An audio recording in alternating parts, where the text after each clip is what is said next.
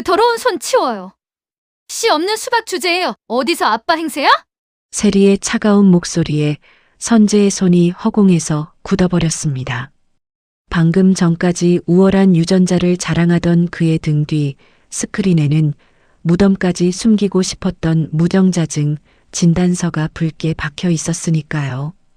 주주들의 시선이 조롱으로 바뀌는 순간 핏줄이라 믿었던 세리가 비수 같은 한마디를 꽂습니다. 아저씨, 우리 엄마가 그러는데 아저씨 완전 호구래요.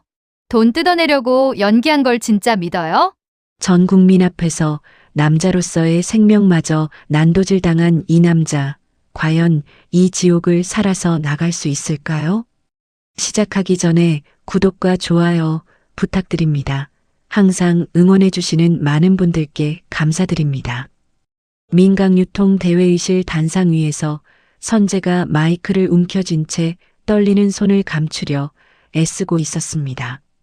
그의 번쩍이는 명품 양복은 새 것이었지만 이마에 맺힌 땀방울은 그가 얼마나 긴장하고 있는지를 보여주고 있었죠. 왜 이렇게 떨릴까요? 선재는 오늘이 자신의 인생에서 가장 중요한 날이라는 걸 알고 있었습니다. 그래서 더욱 완벽해 보이려고 애썼어요. 수백 명의 주주들이 그를 뚫어져라 쳐다보고 있었고 그 시선들이 마치 수백 개의 칼날처럼 느껴졌습니다. 단상 옆 휠체어에는 경채가 앉아 있었습니다. 한때는 민강유통의 실세였던 그녀는 이제 초점 없는 눈동자로 허공만 바라보고 있었죠. 선재는 경채를 흘끗 내려다보며 입꼬리를 살짝 올렸습니다. 그 미소에는 승리자의 오만함이 가득했어요.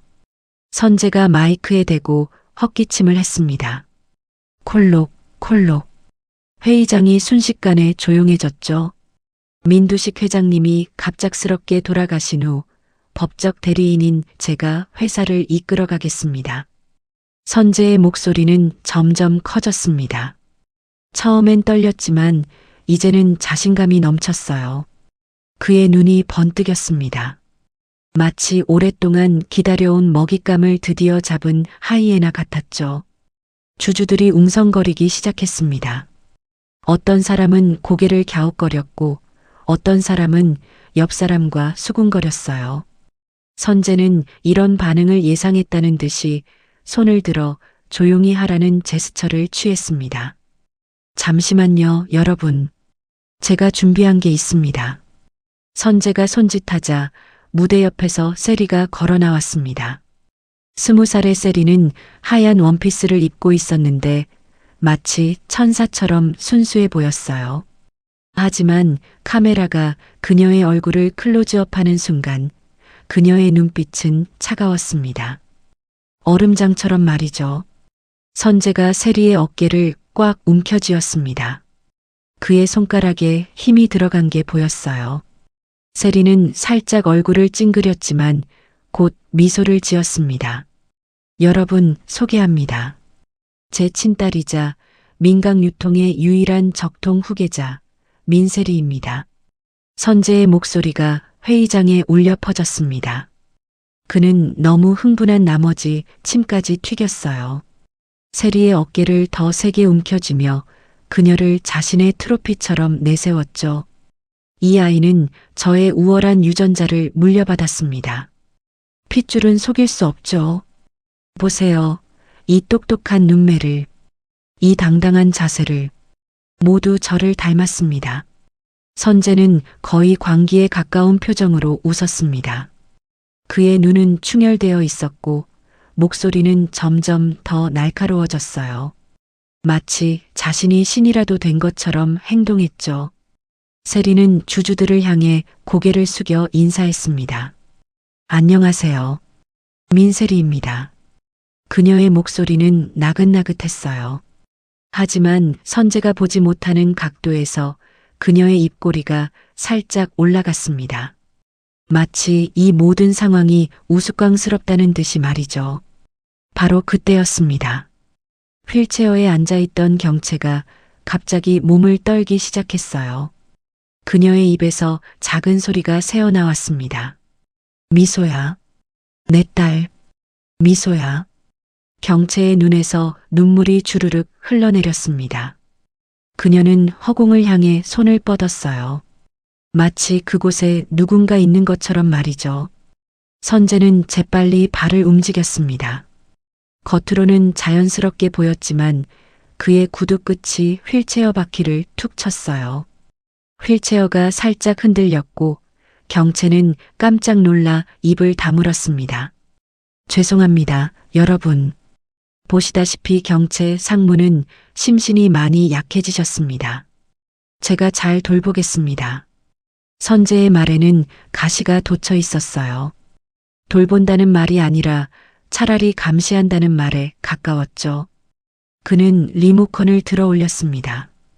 딸깍하는 소리와 함께 대형 스크린에 문서 하나가 떴어요. 친자 확인서였습니다. 여기 과학적 증거가 있습니다. 유전자 검사 결과 세리는 99.9% 확률로 제 친딸입니다. 선재는 거의 외치다시피 했습니다. 그의 목에 핏대가 섰고 얼굴이 붉어졌어요. 마치 이 서류 한 장이 자신의 모든 것을 증명해 준다고 믿는 것 같았죠. 주주들은 서로 눈치를 보며 수군거렸습니다. 누군가는 의심스러운 눈빛으로 스크린을 바라봤고 누군가는 한숨을 쉬었어요. 하지만 아무도 대놓고 반대하지는 못했습니다. 선재가 너무나 확신에 차 있었기 때문이었죠. 회의장 맨 뒷줄에는 선글라스를 쓴 여자가 앉아 있었습니다. 백설이었어요. 아니, 지금은 정루시아라는 이름을 쓰고 있었죠. 그녀는 팔짱을 낀 채 이 모든 광경을 지켜보고 있었습니다. 즐거울 때 맘껏 즐겨도 곧 내 세상이 무너질 테니까. 그녀의 입술이 작게 움직였지만 아무도 듣지 못했습니다. 선글라스 너머로 그녀의 눈이 차갑게 빛났어요. 선재는 의사봉을 높이 들어 올렸습니다. 그의 손이 미세하게 떨렸지만 흥분 때문인지 두려움 때문인지는 알 수 없었죠. 그럼 이제 경영권 승계를 공식적으로 선포하겠습니다. 이의가 있으신 분은 지금 말씀해 주십시오. 회의장이 순간 조용해졌습니다. 선재는 승리의 미소를 지으며 의사봉을 내리치려 했어요. 땅, 땅, 땅.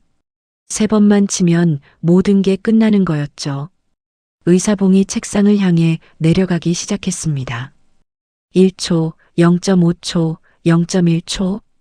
그 누구도 예상하지 못했습니다. 내일 아침 이 회의실이 지옥으로 변할 거라는 걸.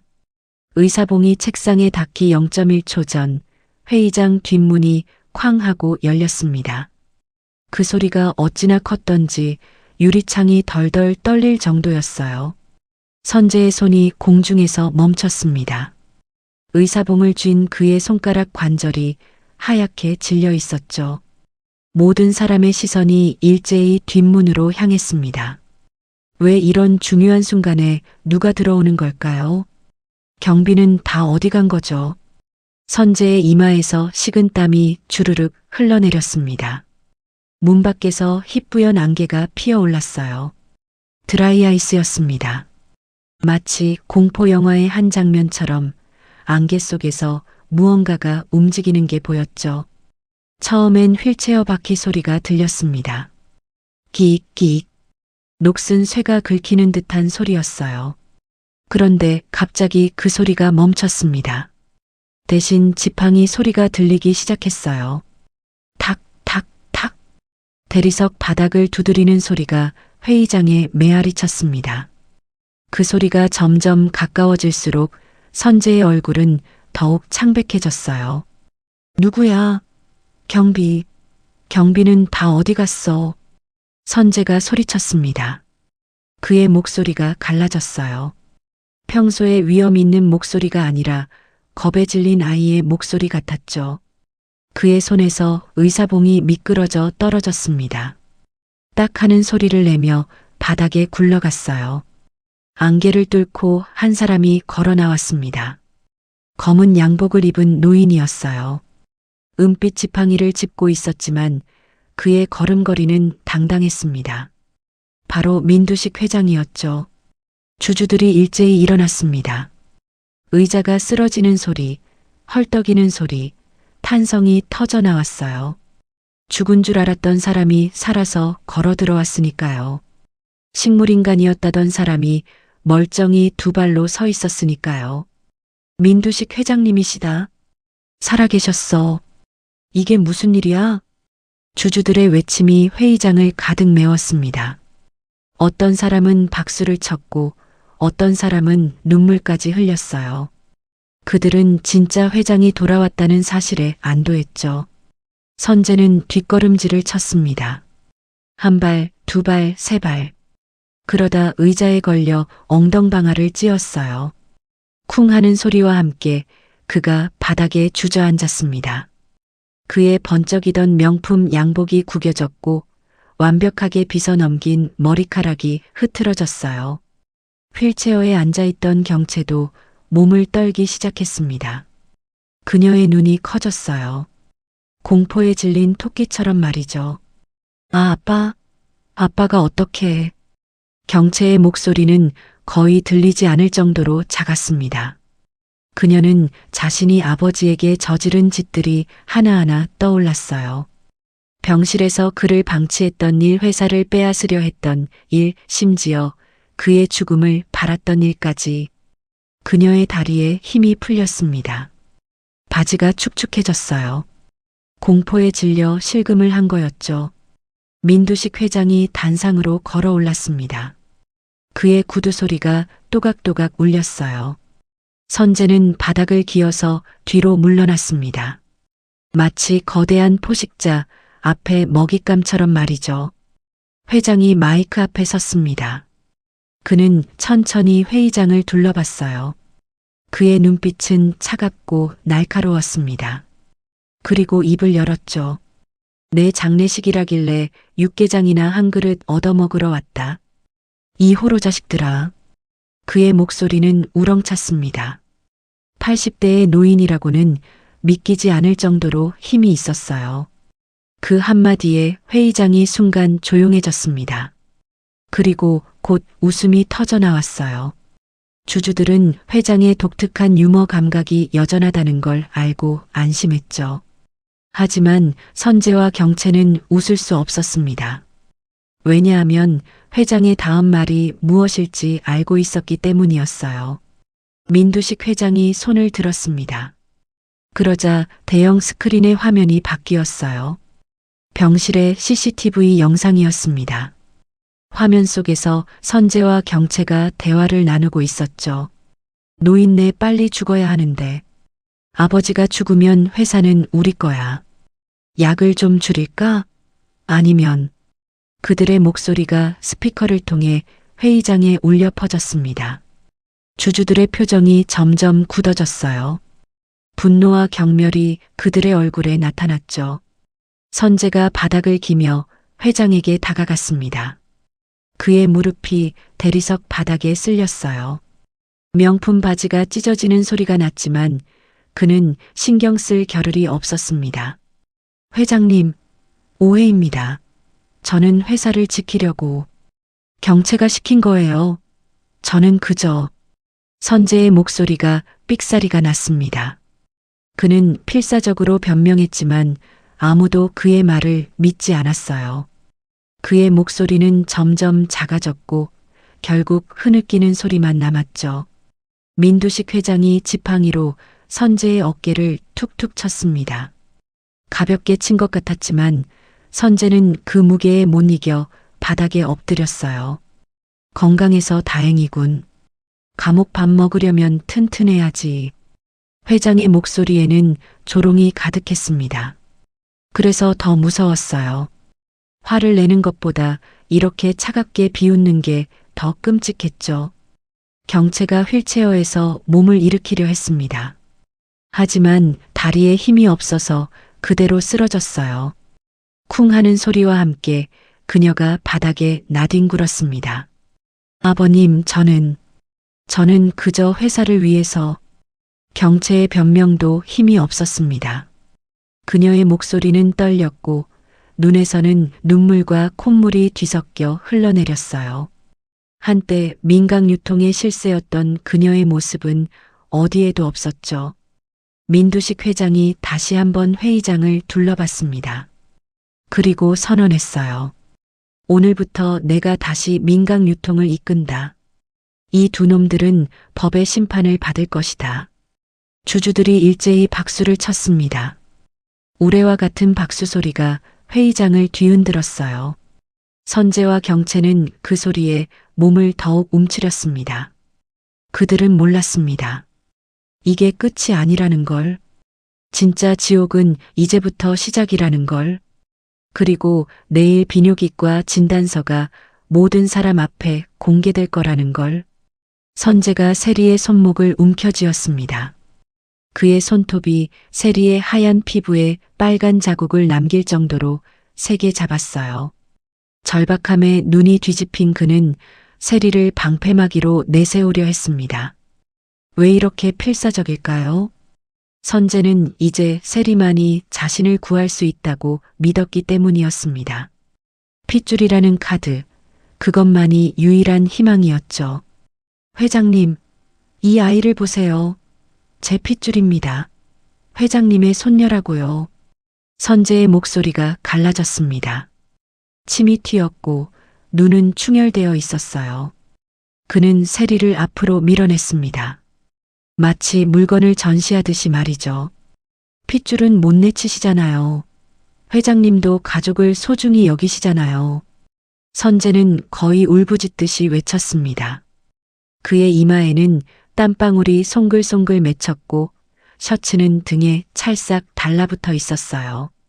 민두식 회장이 고개를 돌려 선재를 바라봤습니다. 그리고 헛웃음을 터뜨렸어요. 어이가 없다는 표정이었죠. 핏줄? 자네가 무슨 핏줄을 말하는 건가? 회장의 목소리는 조롱으로 가득했습니다. 그는 비서에게 손짓했어요. 그러자 대형 스크린의 화면이 바뀌었습니다. 모 대학병원 비뇨기과 진단서가 화면에 떴습니다. 빨간색 글씨로 확대된 내용이 모든 사람의 눈에 들어왔어요. 환자명 김선재, 병명 무정자증, 선천적 불임, 진단일 2005년 7월 15일. 회의장이 순간 조용해졌습니다. 그리고 곧 웅성거림이 시작됐어요. 주주들이 서로 눈을 마주치며 수군거렸죠. 무정자증이라니. 그럼 아이를 못 낳는다는 거잖아.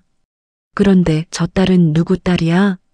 선재의 얼굴이 새하얗게 질렸습니다. 그의 입이 파르르 떨렸어요. 손에서는 힘이 빠져 세리의 손목을 놓아버렸죠. 아, 아닙니다. 이건 오진입니다. 기적적으로 나을 수 있습니다. 선재가 발버둥 쳤습니다. 하지만 그의 목소리에는 힘이 없었어요. 그는 자신도 그 말을 믿지 못한다는 걸 알고 있었으니까요. 민두식 회장이 천천히 입을 열었습니다. 그의 목소리는 차분했지만 그래서 더 잔인했어요. 이놈이 20년 전에 볼거리를 심하게 알았지. 그때 합병증으로 고환이 망가졌어. 나한테 와서 울면서 말했잖아. 회장이 선재의 과거를 하나하나 까발렸습니다. 주주들은 숨을 죽이고 들었어요. 이런 충격적인 이야기를 듣게 될 줄은 몰랐으니까요. 회장님, 저 고자랍니다. 장가도 못 갑니다. 이렇게 살면서 뭐가 재미있겠습니까? 회장이 선재의 말을 흉내냈습니다. 그 모습이 너무 생생해서 몇몇 주주들이 킥킥거리며 웃었어요. 내가 불쌍해서 위로금으로 5천만 원까지 줬는데 그 돈으로 도박하고 다 날려먹었지 않나? 회장의 폭로는 계속됐습니다. 선재는 고개를 들 수 없었어요. 수치심에 목이 타들어가는 것 같았죠. 자네는 애를 못 낳아. 의학적으로 불가능해. 정자가 아예 없는데 무슨 수로 애를 만들어? 회장의 마지막 한마디가 쐐기를 박았습니다. 회의장에 폭소가 터져 나왔어요. 씨 없는 수박이었구만. 그럼 저 애는 누구 딸이야? 사기꾼 같으니라고. 주주들의 조롱이 빗발쳤습니다. 선재는 귀를 막고 싶었지만 손에 힘이 없었어요. 그저 바닥에 주저앉아 몸을 떨 뿐이었죠. 휠체어에 앉아있던 경채도 멍한 표정으로 선재를 바라봤습니다. 그녀의 입이 벌어졌어요. 너 고자였어? 그럼 세리는 누구 딸이야? 경채의 목소리는 떨렸습니다. 그녀도 이 상황을 이해할 수 없었어요. 그동안 선재가 세리를 자기 딸이라고 우겼던 게 다 거짓말이었다니. 선재는 바지 앞쪽을 두 손으로 움켜쥐었습니다. 마치 자신의 남성성을 지키려는 것처럼 말이죠. 하지만 이미 늦었어요. 전 국민이 그가 고자라는 사실을 알게 됐으니까요. 그래서 그는 더욱 미친 듯이 발악했습니다. 자신의 바지를 내리려는 신용까지 했어요. 아니야. 내가 증명해 보이겠어. 나는 정상이야. 하지만 경비원들이 달려와 그를 제지했습니다. 선재는 경비원들에게 끌려가면서도 계속 소리쳤어요. 거짓말이야. 다 음모야. 백설이가 조작한 거야.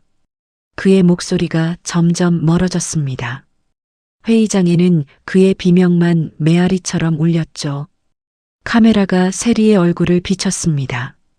그녀는 차가운 표정으로 선재를 바라보고 있었어요. 입꼬리가 살짝 올라갔습니다. 경멸이 가득한 미소였죠. 민두식 회장이 다시 마이크를 잡았습니다. 그의 목소리는 우렁찼어요. 이제 진실이 밝혀졌습니다. 김선재는 사기꾼입니다. 그리고 민경채도 공범입니다. 회장이 경채를 가리켰습니다. 경채는 휠체어에서 몸을 숨기려 했지만 소용없었어요. 모든 시선이 그녀에게 쏠렸으니까요. 이 두 사람은 법의 심판을 받을 것입니다. 그리고 민강유통은 새롭게 출발할 것입니다. 주주들이 다시 한번 박수를 쳤습니다. 이번엔 더 크고 더 오래 박수가 이어졌어요. 왜냐하면 그들도 안심했기 때문이었습니다. 진짜 주인이 돌아왔으니까요. 선재는 이제 회의장 밖으로 끌려나갔습니다. 그의 명품 양복은 찢어졌고 구두 한 짝은 벗겨졌어요. 한때 잘 나가던 법무팀장의 초라한 몰골이었죠. 그는 몰랐습니다. 이게 시작에 불과하다는 걸. 그리고 내일 세리가 그의 앞에서 어떤 말을 할지. 그 말이 그를 완전히 무너뜨릴 거라는 걸. 선재가 떨리는 손으로 서류 뭉치를 세리 앞으로 밀어냈습니다. 입적 신청서였어요. 그의 손톱 밑에는 때가 끼어 있었고 한때 깔끔했던 손은 이제 초라해 보였습니다. 회의장에서 쫓겨난 지 3시간이 지났지만 그는 포기하지 않고 세리를 찾아왔던 거죠. 민강유통 지하 주차장의 구석진 곳이었습니다. 형광등 하나가 깜빡거리고 있었고 축축한 곰팡이 냄새가 났어요. 선재는 세리가 차를 타러 오기를 2시간이나 기다렸습니다. 그의 얼굴은 수염이 덥수룩했고 눈은 퀭하게 들어가 있었죠. 세리야, 이것 좀 봐. 입적 신청서야. 사인만 하면 너는 법적으로 내 딸이 되는 거야. 선재의 목소리는 애원하는 듯 했습니다. 한때 당당했던 법무팀장의 모습은 어디에도 없었어요. 그는 이제 국어라는 거지처럼 보였죠. 세리는 서류를 쳐다보지도 않았습니다. 대신 거울을 꺼내 립스틱을 고쳐 발랐어요. 붉은 립스틱이 그녀의 입술을 더욱 도도해 보이게 만들었죠. 왜 선재는 이렇게까지 매달리는 걸까요? 그는 세리를 딸로 만들면 민강유통에 다시 발을 들릴 수 있다고 믿었기 때문이었습니다. 핏줄이라는 명분, 그것만이 유일한 희망이었어요. 세리야, 우리 아빠 따라자. 내가 너한테 잘해줄게. 명품백도 사주고 차도 사주고. 선재가 세리의 팔을 잡으려 했습니다. 하지만 세리가 팔을 확 빼면서 그의 손이 허공을 가르쳤어요. 손대지 마세요. 더럽잖아요. 세리의 목소리는 얼음장처럼 차가웠습니다. 그녀는 가방에서 물티슈를 꺼내 선재가 닿을 뻔한 팔 부분을 닦아냈어요. 마치 세균을 닦아내듯이 말이죠. 선재의 얼굴이 붉어졌습니다. 수치심과 분노가 뒤섞인 표정이었어요. 하지만 그는 참았습니다. 세리가 필요했으니까요. 세리야, 내가 잘못했어. 하지만 우리는 핏줄이잖아. 내 엄마 백설이가 그랬잖아. 너는 내 딸이라고. 선재는 거의 울먹이며 말했습니다. 그의 눈에 눈물이 고였어요. 진짜인지 연기인지 알 수 없었지만 그는 필사적이었죠. 세리가 드디어 선재를 정면으로 바라봤습니다. 그리고 피식 웃었어요. 조롱이 가득한 웃음이었죠. 아저씨, 진짜 웃긴다. 세리가 핸드백을 어깨에 매며 일어섰습니다. 그녀의 하이힐이 콘크리트 바닥에 또각또각 소리를 냈어요. 우리 엄마가 그러는데 아저씨 완전 호구래요. 씨 없는 수박 주제에 무슨 딸을 찾아요? 세리의 말 한마디 한마디가 비수처럼 선재의 가슴에 꽂혔습니다. 그는 숨이 막혔어요. 마치 목에 가시가 걸린 것처럼 말이죠. 그냥 돈 좀 뜯어내려고 연기한 건데 그걸 진짜 믿어요? 멍청하게. 세리가 선재를 내려다봤습니다. 그녀의 눈에는 경멸과 조롱이 가득했어요. 마치 길바닥의 쓰레기를 보듯이 말이죠. 그래서 선재는 더욱 발악했습니다. 그는 무릎을 꿇었어요. 콘크리트 바닥에 무릎이 쿵 하고 부딪혔지만 그는 아픔을 느낄 겨를도 없었죠. 세리야, 제발. 나는 정말 내 아빠야. 유전자 검사 결과도 있잖아. 선재가 주머니에서 구겨진 서류를 꺼냈습니다. 회의장에서 보여줬던 그 조작된 친자 확인서였어요. 하지만 이제는 아무도 믿지 않는 종이 조각일 뿐이었죠. 세리가 그 서류를 낚아채더니 찢어버렸습니다. 찢어진 종이 조각이 바닥에 흩어졌어요. 마치 선재의 희망이 산산조각 나듯이 말이죠. 아저씨 같은 거지가 무슨 아빠예요? 돈도 없고 능력도 없고 심지어 고자면서. 세리의 독설이 계속됐습니다. 선재는 귀를 막고 싶었지만 손에 힘이 없었어요.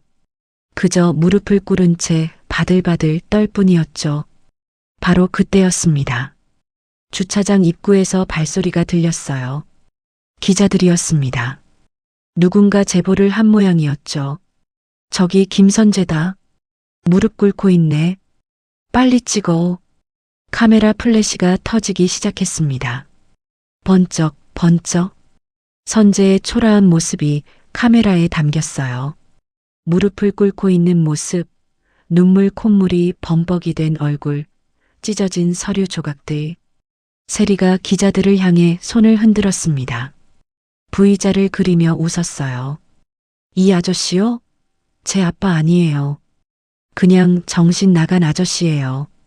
기자들이 웃음을 터뜨렸습니다. 선재는 얼굴을 가리려 했지만 소용없었어요. 그의 몰락한 모습은 이미 수십 장의 사진에 담겼으니까요. 선재가 비명을 질렀습니다. 동물의 울부짖음 같은 소리였어요. 이 꽃뱀 같은 년, 내가 나를 속였어. 백설이랑 짜고 나를 속였어. 선재가 세리에게 달려들려 했습니다. 하지만 기자들과 경비원들이 그를 막았어요. 선재는 팔을 휘저으며 발버둥 쳤지만 결국 바닥에 쓰러졌죠. 내 돈, 내 회사, 내 핏줄. 선재가 중얼거렸습니다. 그의 목소리는 점점 작아졌어요. 그는 거품을 물고 쓰러졌습니다. 과도한 스트레스와 분노로 쓰러진 거였죠. 세리는 쓰러진 선재를 한번 쳐다보고는 돌아섰습니다. 그녀의 하이힐 소리가 주차장에 메아리 쳤어요. 참 아저씨, 내일 민경채 아줌마도 똑같이 될 거예요. 그것도 온 국민이 보는 앞에서요. 세리의 마지막 말이 선재의 귀에 들렸는지는 알 수 없었습니다. 그는 이미 의식을 잃었으니까요. 기자들이 쓰러진 선재를 찍느라 바빴습니다. 내일 아침 신문 일면은 이미 정해진 것 같았어요. 무릎 꿇은 김선재, 그것도 20살 여자아이 앞에서 말이죠. 아무도 몰랐습니다. 이 모든 게 백설이의 시나리오였다는 걸. 그리고 내일 민경채가 맞을 지옥이 얼마나 끔찍할지 경채가 바닥을 기어가고 있었습니다. 정신병원 독방의 차가운 콘크리트 바닥이었어요. 그녀의 손톱은 부러졌고 무릎은 피투성이었습니다. 벽에는 그녀가 손톱으로 긁은 자국이 가득했죠. 미소야, 미소야, 미소야. 같은 이름이 수백 번 적혀 있었어요. 어떻게 이렇게 됐을까요? 회의장에서 쫓겨난 후 경채는 완전히 미쳐버렸기 때문이었습니다. 죽은 딸의 환영에 시달리다가 결국 정신병원에 강제 입원됐죠. 병원 복도 끝 CCTV 모니터실에서는 백설이가 와인을 마시며 이 모든 걸 지켜보고 있었습니다. 그녀의 입가에는 차가운 미소가 떠올랐어요. 복수가 거의 끝나가고 있었으니까요. 미소야. 엄마가 잘못했어. 엄마가 다 잘못했어. 경채의 목소리는 쉰 목소리였습니다. 사흘 동안 계속 울부짖었기 때문이었어요. 그녀는 허공을 향해 손을 뻗었습니다. 마치 그곳에 미소가 있는 것처럼 말이죠. 그래서 더 처참했습니다. 한때 민각 유통의 실세였던 여자가 이제는 미친 사람이 되어 바닥을 기고 있었으니까요. 그녀의 머리카락은 엉켜 있었고 병원복은 찢어져 있었어요. 백설이가 모니터를 보며 혼잣말을 했습니다. 내가 죽인 게 내 친딸이었어. 이제 알겠니? 지옥이 어떤 곳인지. 백설이의 목소리는 담담했습니다. 복수를 끝낸 사람의 공허함이 묻어났어요. 그녀는 와인잔을 내려놓고 일어섰습니다. 한편 선재는 구치소 독방에 갇혀 있었습니다. 그의 얼굴은 퉁퉁 부어 있었어요. 같은 방 재소자들에게 맞았기 때문이었죠. 고자라는 사실이 알려지자 모두가 그를 조롱했습니다. 야, 씨 없는 수박. 오늘도 딸 찾니? 지 딸도 아닌데 딸이라고 우기던 놈이래. 재소자들의 조롱이 계속됐습니다. 선재는 귀를 막고 구석에 웅크리고 있었어요. 그의 명품 양복은 이제 죄수복으로 바뀌었고 번쩍이던 구두는 고무신이 됐죠. 선재가 중얼거렸습니다. 내 돈, 내 회사, 다 내 거였는데. 그의 목소리는 모기 소리만큼 작았습니다. 이제 아무도 그의 말을 들어주지 않았어요. 그는 완전히 혼자가 됐죠. 바로 그때 구치소 면회실에 민두식 회장이 나타났습니다. 그는 지팡이를 짚고 천천히 걸어왔어요. 선재는 강화유리 너머로 회장을 봤습니다. 회장님, 저를 구해주세요. 제발. 선재가 유리창에 손을 대고 애원했습니다. 하지만 민두식 회장은 차갑게 웃었어요. 자네가 심은 씨를 거두는 거야. 남의 딸을 죽음으로 몰고 남의 회사를 빼앗으려 했으니. 회장의 말 한마디 한마디가 선재의 가슴에 못을 박았습니다. 선재는 무릎을 꿇었어요. 유리창 너머로 보이는 그의 모습은 너무나 초라했죠. 이제 알겠나? 핏줄에 미친 놈의 최후가 어떤 건지. 민두식 회장이 돌아섰습니다. 선재는 유리창을 두드렸지만 회장은 뒤돌아보지 않았어요. 선재의 절규만 면회실에 메아리 쳤죠. 다시 정신병원. 경채는 이제 약물에 취해 있었습니다. 강력한 진정제 때문이었어요. 그녀의 눈은 초점이 없었고 입에서는 침이 흘러내렸죠. 간호사가 들어와서 약을 더 놓으려 했습니다. 경채가 희미하게 저항했어요. 미소, 미소 어디 있어? 우리 미소. 간호사는 한숨을 쉬며 주사를 놨습니다. 경채는 다시 깊은 잠에 빠졌어요. 꿈속에서도 그녀는 죽은 딸을 찾아 헤맸죠. 왜 이렇게 끔찍한 벌을 받는 걸까요? 그녀가 자기 친딸을 죽음으로 내몰았기 때문이었습니다. 그것도 남의 딸을 지키려다가 말이죠. 이보다 더 큰 벌이 있을까요? 스텔라 장이 병실 문 앞에 서 있었습니다. 정호세의 어머니였죠. 그녀는 경채를 내려다보며 말했어요. 내가 죽인 백미소가 내 진짜 손녀였어. 내 아들 호세의 딸이었다고. 스텔라 장의 목소리는 떨렸습니다. 분노와 슬픔이 뒤섞여 있었어요. 그녀는 서류 한 장을 경채의 베개 밑에 넣었습니다. 백미소의 출생 증명서였죠. 평생 그 죄책감에 시달리며 살아. 죽는 것보다 더한 벌이야. 스텔라 장이 병실을 나갔습니다. 경채는 약물에 취해 아무것도 모른 채 누워 있었어요. 하지만 깨어나면 알게 되겠죠. 자신이 얼마나 큰 죄를 저질렀는지. 그래서 백설이의 복수는 완벽했습니다. 죽이지 않고 평생 고통받게 만들었으니까요. 살아있는 지옥, 그것이 진짜 복수였죠. 백설이가 민강유통 회장실에 앉아 있었습니다. 이제 그녀가 새로운 대표가 됐어요. 정루시아라는 가명을 버리고 백설이라는 이름을 되찾았죠. 그녀의 책상 위에는 미소의 사진이 놓여 있었습니다. 환하게 웃고 있는 16살의 미소. 그 아이는 이제 영원히 16살로 남았어요. 미소야, 엄마가 복수했어. 이제 편히 쉬어. 백설이의 눈에서 눈물 한 방울이 흘러내렸습니다. 복수는 끝났지만 딸은 돌아오지 않았어요. 그녀의 마음속 구멍은 영원히 메워지지 않을 거였죠. 세리가 회장실로 들어왔습니다. 이제 그녀는 민강유통의 후계자였어요. 하지만 그녀의 표정은 어두웠습니다. 엄마, 이제 끝난 거예요? 세리의 목소리는 작았습니다. 백설이가 딸을 바라봤어요. 그리고 고개를 저었죠. 아니, 지옥은 이제 시작이야. 그들에게도 우리에게도. 백설이의 마지막 말이 회장실에 울려 퍼졌습니다. 복수는 끝났지만 상처는 영원히 남을 거였어요. 창밖으로 서울의 야경이 보였습니다.